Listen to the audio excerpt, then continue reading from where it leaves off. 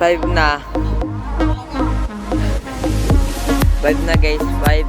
And it's February 2. 5 in the afternoon.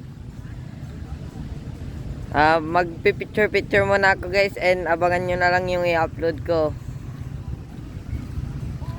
sa susunod kong i-upload ko sa YouTube, sa susunod kong vlog guys. So antayin nyo na lang yung mga pictures ko at pictures ng view dito sa Lingayen.